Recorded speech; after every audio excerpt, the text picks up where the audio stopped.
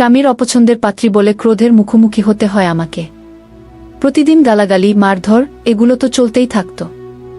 এমনকি আমার নামে বাজে মন্তব্য করতেও পিছপা হতো না। সব দেখে শুনে একদিন আমার শ্বশুর যা করলেন আমার সাথে, আমি তো অবাক। কল্পনাও করতে পারিনি আমার শ্বশুর এমনটা করতে পারেন। সত্যি এই পরিস্থিতির জন্য আমি প্রস্তুত ছিলাম না। আমার নাম নিশাত জাহান। সেই ছোটবেলায় মা মারা যান ক্যান্সারে।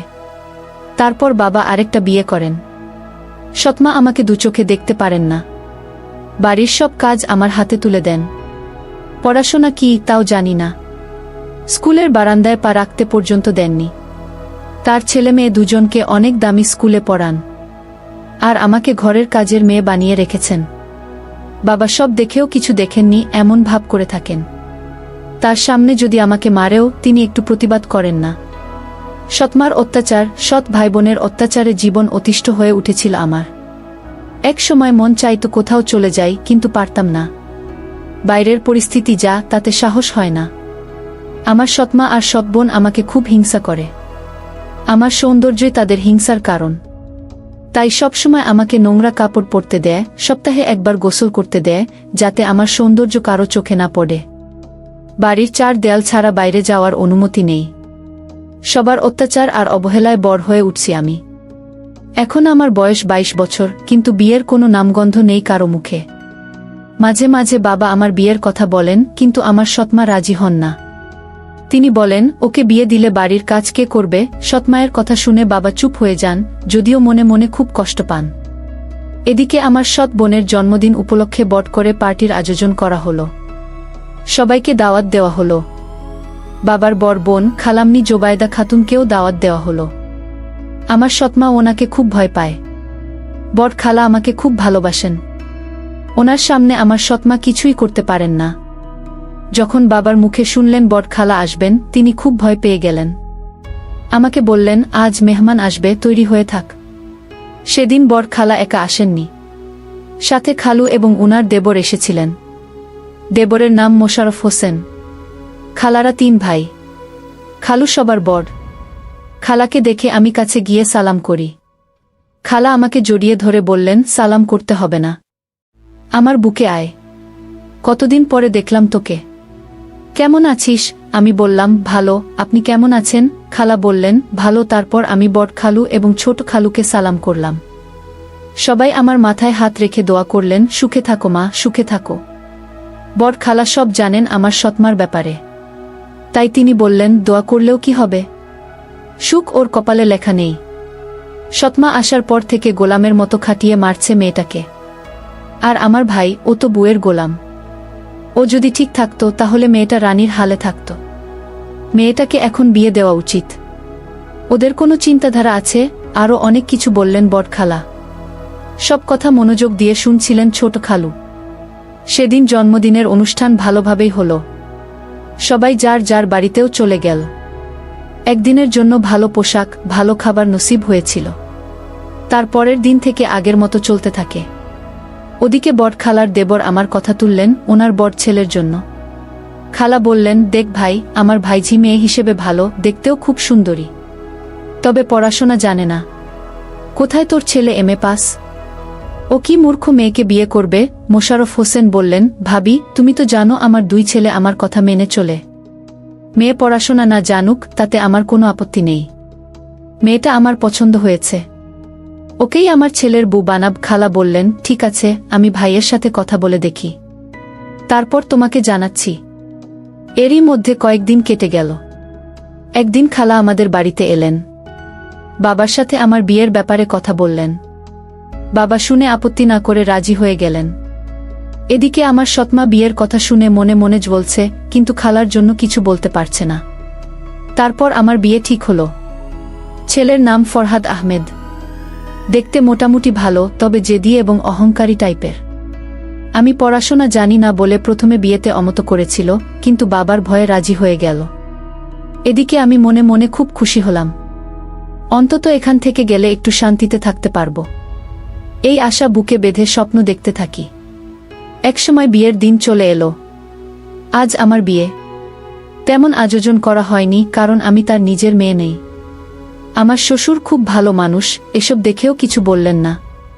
বিয়ে হয়ে যাওয়ার পর আমি নতুন সংসারে চলে এলাম। রাত 12টার দিকে আমাকে বাসর ঘরে তোলা হলো। কিন্তু ফরহাদ কোনোভাবেই ঘরে প্রবেশ করতে রাজি নয়। তার একটাই কথা, বিয়ে করতে বলেছ, করেছি, কোনো অমত করিনি। কিন্তু এখন আমাকে বাধ্য করো না বাসর ঘরে যেতে। আমার কোনো ইচ্ছে নেই ওই ঘরে যাওয়ার। এ কথা আমার শ্বশুর শুনতে পেয়ে তাকে খুব বকা দিয়ে রুমে পাঠালেন। ফরহাদ এলো বটে, কিন্তু মুখে বিরক্তির ছাপ। মনে মনে আমার উপর খুব রেগে আছে, সবকিছুর জন্য আমাকেই দায়ী করছে। দরজা লাগিয়েই আমার সামনে দাঁড়ালো, তারপর আমাকে বলল, ওই খাট থেকে নেমে আয়, তোর সাথে আমার কথা আছে। আমি ওর কথায় চমকে উঠলাম। এমন করে কেন বলছে? আমি ওর কথামতো নেমে এলাম। এখন ফরহাদের সামনে দাঁড়িয়ে আছি। হঠাৎ আমার গাল টিপে ধরে বলল, আমার বাবাকে বশ করতে পারলেও কিন্তু আমাকে পারবি না, মূর্খ গেজো। তুই কি ভেবেছিস আমি তোকে বিয়ে করে বউ হিসেবে মেনে নেব? কখনো না। আমার মতো ছেলের বউ হওয়ার জন্য কত সুন্দরী সুন্দরী মেয়ে পিছনে পিছনে ঘোরে। তুই তো কিছুই নসি। আরও অনেক কিছু বলছিল। এদিকে আমার গাল জোরে টিপে ধরায় খুব ব্যথা পাচ্ছিলাম। ছাড়ানোর চেষ্টা করেও পারছিলাম না। কিছুক্ষণ পর ছেড়ে দিয়ে বলল, ইচ্ছে করছে তোকে ঘর থেকে লাথি মেরে বের করে দেই, কিন্তু বাবার জন্য পারছি না। এখানে থাকতে হলে তোকে আমার মতো চলতে হবে। আর একটা কথা কান খুলে শুনে রাখ, এসব কথা বাবার কানে যেন না যায়, তাহলে আমার থেকে খারাপ আর কেউ হবে না। এই বলে রাখলাম। তারপর খাট থেকে একটা বালিশ আমার মুখের উপর ছুঁড়ে মেরে বলে, যেখানে মন চায় সেখানে শুয়ে পড়, তবে খাটে ঘুমানোর চেষ্টা একদম করবি না। এই বলে ফরহাদ শুয়ে পড়ল। আমি বালিশটা কুড়িয়ে নিয়ে কান্নায় ভেঙে পড়লাম। হে আল্লাহ, এ কোনো জন্মের শাস্তি দিচ্ছেন আমাকে? নিজের বাড়িতে সৎমা ভাই বোনের অত্যাচার, আর এখানে স্বামীর অত্যাচার। এত দুঃখ কষ্ট সহ্য করার জন্যই কি পাঠিয়েছেন দুনিয়াতে? জন্মের সময় কেন উঠিয়ে নিলেন না আমাকে? করার মতো আঘাত করছিল। ঘরে চোখ বুলিয়ে দেখলাম কোথাও শোয়ার মতো জায়গা আছে কিনা, কিন্তু কোথাও কিছু চোখে পড়ল না। মেঝেতে ঘুমানোর জন্য একটা মাদুরও চাই, সেটাও নেই। তাই টেবিলের কাছে একটা চেয়ার ছিল, সেটাতে বসে রাত কাটিয়ে দিলাম। ঘুম হয়নি আমার। সারারাত ফরহাদের কথাগুলো কলিজায় ফালি ফালি করার মতো আঘাত করছিল। মনে হচ্ছিল এই পৃথিবীতে যত দুঃখ কষ্ট আছে সব আমার জন্যই লেখা আছে, তাই ভোগ করে যাচ্ছি। একসময় সকাল হলো। চারিদিকে পাখির ডাক, শান্ত মৃদু ঠান্ডা বাতাস শরীরটা জুড়িয়ে দিল। জানালার পাশে বসা ছিলাম।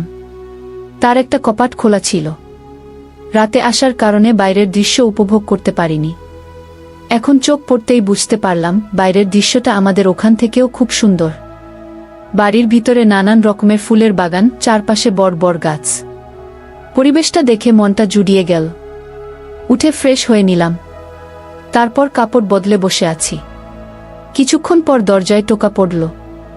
কোনো পুরুষকণ্ঠ ফরহাদ নাম ধরে ডাকছে। ফরহাদ তখনও ঘুমাচ্ছে, তাই আমি বাধ্য হয়ে দরজা খুললাম।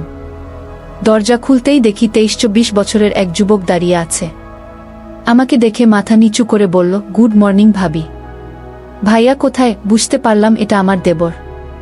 আমি বললাম, উনি তো ঘুমাচ্ছেন। ছেলেটা বলল, ভাবি, আমার নাম রিফাত আহমেদ। বাবা নাস্তার টেবিলে অপেক্ষা করছেন, তাই ডাকতে এলাম। ভাইজা যখন ঘুমাচ্ছেন, আপনি চলুন আমার সাথে। আমি আর কিছু বললাম না। রিফাতের পিছু পিছু গেলাম নাস্তা করতে। আমার দেবর খুব ভালো, পড়াশোনা ঢাকায় করে। আমাদের বিয়ে উপলক্ষে তাই এসেছিল। আমাকে খুব সম্মান করে। এদিকে দিন দিন ফরহাদ ক্ষিপ্ত হয়ে উঠছে আমার উপর। যখন তখন হাত তোলে আমার গায়ে। আমার শ্বশুর অনেক বোঝানোর চেষ্টা করেন। ফরহাদ বাবার কথা পাত্তা দেয় না। আগে এমন ছিল না। আমাকে বিয়ে করার পর থেকে এমন বেপরোয়া হয়ে গেছে। এর জন্য নিজেকে দায়ী মনে হয়। মাঝে মাঝে এমন বাড়িতে আসে 2-1 সপ্তাহ ছুটি নিয়ে। ঢাকায় পড়াশোনা করার কারণে সব বন্ধু ঢাকায়। এখানে তেমন বন্ধু নেই ওর, তাই বেশিরভাগ সময় বাড়িতে থাকে। রিফাত প্রায় সময় দেখত আমাকে মারছে ফরহাদ। মাঝে মাঝে ছাড়ানোর জন্য এগিয়ে আসত। বেচারা রিফাত ছাড়াতে এসে ভাইয়ের হাতে মার খেত। আমি অনেকবার বারণ করেছি। রিফাত বলে, ভাবি, চোখের সামনে আপনাকে মারছে, কি করে না গিয়ে থাকি বলুন তো? এভাবে চলতে থাকে প্রায় 2 বছর। একদিন রাতে খুব বৃষ্টি হচ্ছিল। ফরহাদ বাসা ছিল। পরীক্ষার কারণে ঢাকায় যায়নি। বৃষ্টির কারণে আমার শ্বশুর খাবার খেয়ে তাড়াতাড়ি শুয়ে পড়লেন। 10টার দিকে ফরহাদ খেয়ে শুয়ে শুয়ে মোবাইল দেখছে। কি দেখছে জানি না, তবে ওর চেহারা দেখে লক্ষণ ভালো মনে হলো না। মনে হচ্ছে খারাপ কিছু দেখছে ফোনে। এমনিতেই তো আমার সাথে কথা বলে না, তাই আমি জিজ্ঞেস করার প্রয়োজন বোধ করিনি। নিজে মাদুর পেতে শুয়ে পড়লাম। সারাদিন কাজ করার ফলে শরীর ক্লান্ত লাগছিল, তাই চোখ বন্ধ করে ঘুমানোর চেষ্টা করছি। ধীরে ধীরে ঘুমের রাজ্যে হারিয়ে যাচ্ছি। হঠাৎ কেউ একজন ঝাঁপিয়ে পড়ল আমার উপর। ব্যাপারটা কি ঘটল বুঝতেই পারলাম না। শুধু এটুকু বুঝতে পেরেছি কেউ আমার সাথে ধস্তাধস্তি করছে। কাঁচা ঘুম ভেঙে যাওয়াতে মনমেজাজ খুব খারাপ ছিল। জোরে ঝাঁপিয়ে পড়ার কারণে বুকে খুব ব্যথা পেয়েছি, খুব যন্ত্রণা হচ্ছে। কিছুক্ষণ সময় লেগে গেল বুঝতে কে এমন করছে। সারা ঘর অন্ধকার ছিল। আমি জোরে ধাক্কা মেরে ফেলে দিয়ে বললাম, কে? ফরহাদ নিজেকে সামলে নিয়ে বলল, আমি। আমার আর বুঝতে বাকি রইল না। ফরহাদ এমন করছে আমার সাথে, কিন্তু কেন? আমাকে বললেই তো পারত, আমি ওর বিবাহিতা স্ত্রী। আমার সবকিছু ওর। তাহলে জোরজবরদস্তি করার কি প্রয়োজন? আর ভাবার সুযোগ পেলাম না। ফরহাদ আবার ঝাঁপিয়ে পড়ল আমার উপর। ওর প্রতিটি স্পর্শ যন্ত্রণাদায়ক মনে হচ্ছিল। সারা রাত পশুর মতো বারবার নিষ্পেষণ করেছে আমাকে। বাধা দিতে চেয়েছিলাম অনেকবার, কিন্তু পেরে উঠিনি। যতবার বাধা দিয়েছি ততবার ওর লোহার মতো হাতের থাপ্পড় খেয়েছি। তাতে আমার ঠোঁট ফেটে গেছে, 2 গালে আঙুলের দাগ স্পষ্টভাবে ফুটে উঠেছে। ভোরের দিকে ছেড়ে দিল। একটা মানুষ নিজের ক্ষুধা নিবারণের জন্য এতটা অমানুষ হতে পারে, তা ওকে দেখে বুঝলাম। নিজের চাহিদার নেশায় এতটাই মগ্ন ছিল যে ও বুঝতেই পারেনি কি করেছে। সকালে অনেক কষ্টে উঠে ফ্রেশ হয়ে নিলাম। সারা বাড়ির কাজ আমাকেই করতে হবে। আমার শ্বশুর আমাকে লক্ষ্য করলেন। আমার মুখ দেখে তিনি বুঝে গেলেন কাল রাতে নিশ্চয়ই আমাকে মেরেছে ফরহাদ। ফরহাদকে ডেকে খুব বকা দিলেন। এই 2 বছরের মাথায় স্বামীর অত্যাচার হোক কিংবা ভালোবাসা হোক, একদিনেই নসিব হয়েছিল। মাসখানেক পর বুঝতে পারলাম আমি গর্ভবতী। ততদিনে রিফাত বাড়িতে চলে এসেছে পরীক্ষা শেষ করে। মনে মনে ভেবে নিলাম রাতে ফরহাদকে বলবো, নিশ্চয়ই ও খুশি হবে। হয়তো বা বাচ্চার জন্য নিজেকে পরিবর্তন করবে। রাতে ফরহাদ খাটে শুয়ে মোবাইল দেখছিল। আমি বললাম, একটা কথা বলার ছিল আপনাকে। ফরহাদ আমার দিকে না তাকিয়ে বলল, কি বলবি? তাড়াতাড়ি বল। এত বাহানার দরকার নেই। আমি ইতস্তত করে বললাম, আমি গর্ভবতী।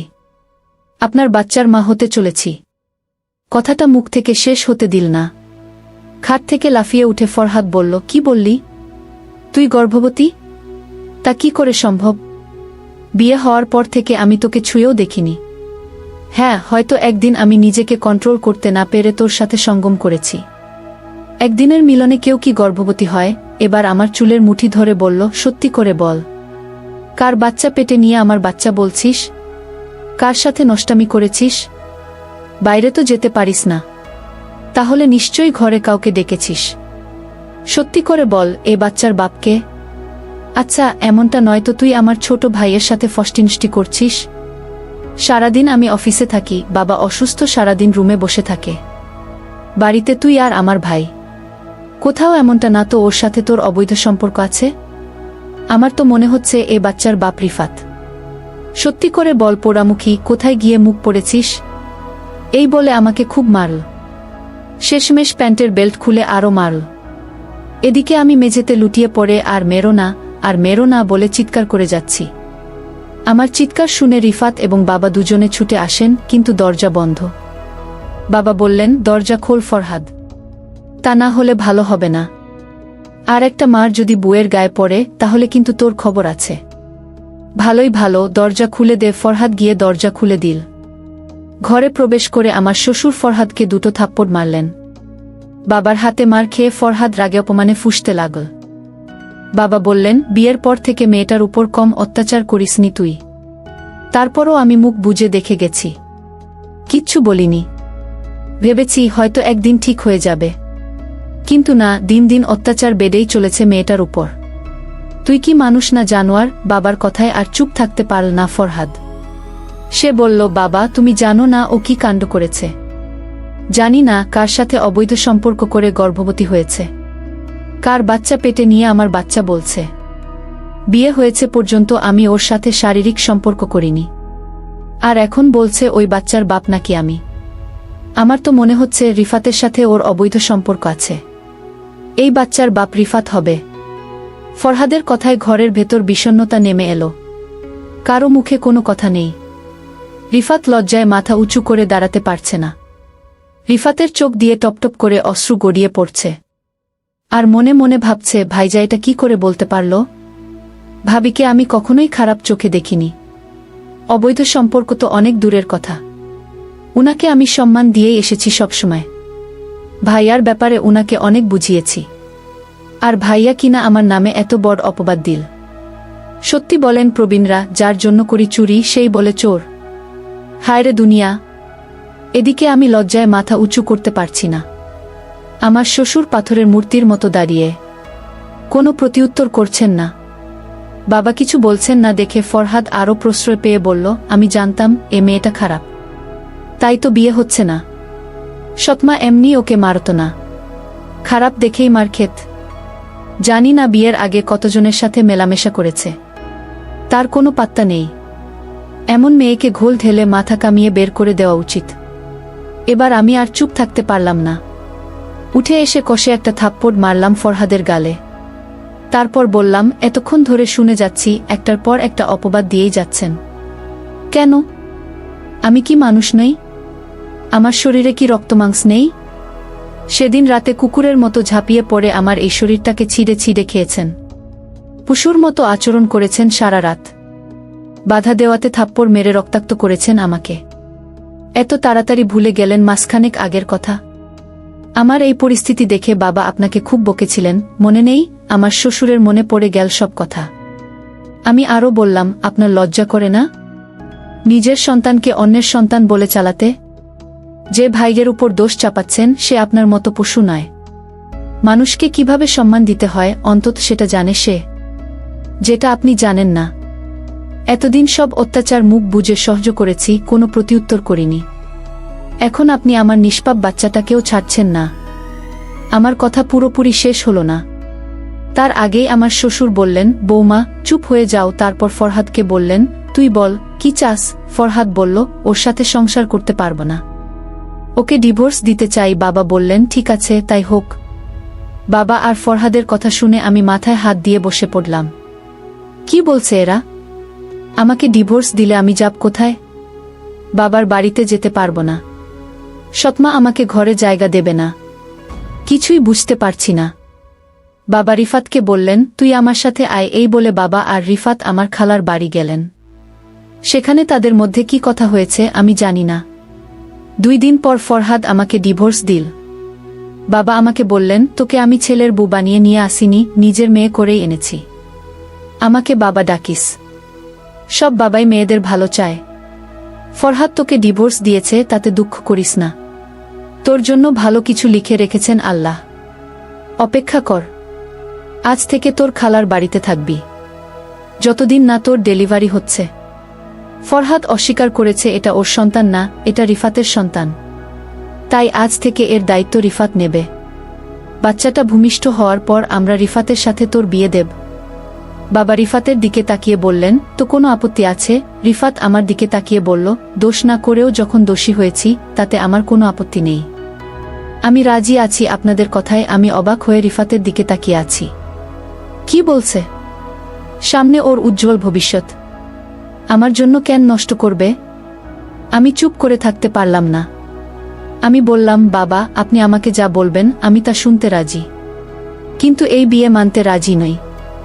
আমার জন্য রিফাতের ভবিষ্যৎ নষ্ট হয়ে যাক আমি চাই না। তাই বাবা আপনার কথা ফিরিয়ে নিন। আমার কথায় সবাই অবাক হলেও কিন্তু তাদের কথা নড়ল না। বাচ্চা ডেলিভারি হওয়ার পর রিফাতের সাথে আমার বিয়ে হবে। রিফাত বলল, আমি ওর সাথে একা কথা বলতে চাই। এই কথা শুনে সবাই উঠে চলে গেল। এখন শুধু রিফাত আর আমি বসে আছি একা ঘরে। রিফাত উঠে এসে আমার পাশে বসল। কিছুক্ষণ নীরবতা থেকে বলল, আমি জানি ভাইয়াকে তুমি অনেক ভালোবাসো, তাই আমাকে বিয়ে করতে চাইছ না। যে বাচ্চাটা ভাইয়ার সেটা এখন আমার বাচ্চা হয়ে গেছে, তাই আমি বাধ্য হয়েই তোমাকে বিয়ে করতে চাইছি না, বরং আমি সানন্দে তোমাকে বিয়ে করতে চাই। আমার কোনো আফসোস নেই। বরং গর্ব হচ্ছে যে তোমাকে একটা নতুন জীবন দিতে পারবো। সুখে শান্তিতে এক মুঠো ভাত তোমার মুখে তুলে দিতে পারবো। আর আমার বাচ্চা, আমরা দুজনে মিলে ওকে মানুষ করব। ওর কথা ভেবেও যদি হয় তাহলে বিয়েতে রাজি হয়ে যাও। রিফাতের কথা শুনে আমার চোখ দিয়ে জল পড়ছে। আমি বললাম, এটা কি করে সম্ভব? আমি তো পড়াশোনা জানি না, তুমি স্নাতকোত্তর সম্পন্ন করেছ, চাকরির জন্য আবেদন করেছ। ইনশাআল্লাহ ভালো চাকরি পেয়ে যাবে। আমার থেকেও ভালো মেয়ে পাবে তুমি। আমাকে বিয়ে করে তোমার জীবনটা নষ্ট করো না। রিফাত বলল, কে বলেছে আমি আমার জীবন নষ্ট করছি? আমি তো মনে করি তোমাকে পেলে আমি স্বর্গ হাতে পাব। তোমার মতো খাঁটি মনের মানুষ এই পৃথিবীতে আছে কিনা জানি না। জানি না ভাইয়ার কেন চোখে পড়ল না তুমি। আমি স্বেচ্ছায় এবং ইচ্ছায় তোমাকে বিয়ে করছি। তারপর রিফাত আমার হাতটা ধরে বলল, এই তোমার হাত ধরে ধরেছি, কখনো ছাড়ব না। কথা দিলাম। তারপর আমার চোখের পানি মুছে দিল। দেখতে দেখতে ডেলিভারির সময় চলে এলো। আমার ফুটফুটে একটা ছেলে হলো। সবাই খুশি। ফরহাদ তখনও নিজের বাচ্চা বলে পরিচয় দিতে চায় না। তাই আমার শ্বশুর রিফাতের সাথে আমার বিয়ে দিলেন। এতদিনে রিফাতের চাকরিও হয়ে গেছে, ভালো মাইনের বেতন। বিয়ের পর সে চাকরিতে যোগ দেয়। তাই আমাদের বাসর হয়নি। আমি বাচ্চা হওয়ার কারণে অসুস্থ ছিলাম। প্রায় 2 মাস পর ছুটি নিয়ে রিফাত বাড়িতে আসল। আজ আমাদের বাসর রাত, কিন্তু ঘর সাজানোর জন্য কেউ নেই। রিফাত নিজেই পুরো ঘর সাজাল। আজ আমি নিজে সেজেছি রিফাতের জন্য।